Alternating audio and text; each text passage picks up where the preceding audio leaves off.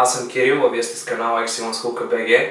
Това е чисто нов канал, който отворих за вас хора, с цел да споделя опита си с вас с това толкова нашумяло забавление за века на наргилетата.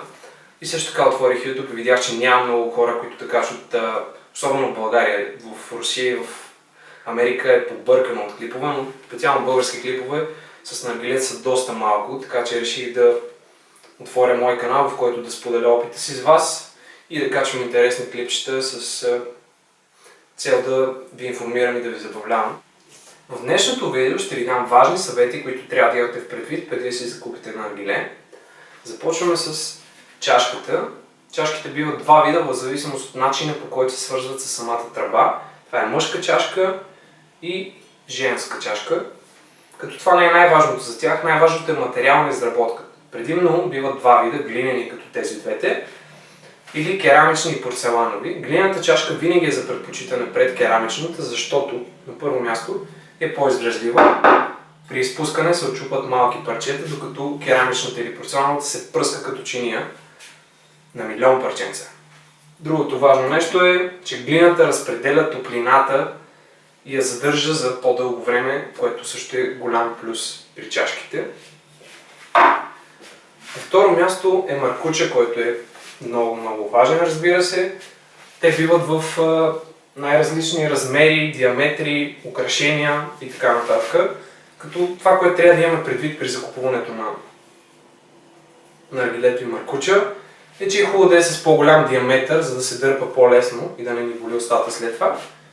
И също така е хубаво, което не е хубаво, е задължително, препоръчвам аз, да е от материал, който не задържа аромат в себе си и се мие лесно. Например силикон или гума. В противен случай пуште един тютюн, аромат остава в маркуча, пуште друг, смесват се ароматите и става невъобразима каша, изобщо не е приятно. Тръбата е основна част на наргилето, какво трябва да знаем за нея. Много е хубаво, ако се разглабя. Тук се отвърта, пепелника се маха, тук се отвърта. Много по-лесно е почистването, което е много важно, за да не остава аромати в самата тръба. И другото важно нещо е да е изработено от материал, който не е ръждясва. Това е много важно, защото все пак има допир с вода, тук влага, мие се постоянно, хубаво е да не ръждясва. Последно, но не на последно място е нашата ваза. 99% от вазите са изработени от стъкло, като е хубаво да е дебело и масивно стъкло, издръжливо. И е хубаво да е по-широка в долната си част, както са повечето вази. Възможно по-широка е по-добре, за да бъде по-стабилна. Когато оставим на масата, когато има тежък плод отгоре или когато някой нахален приятел ни дърпа маркуча, е хубаво да е стабилна.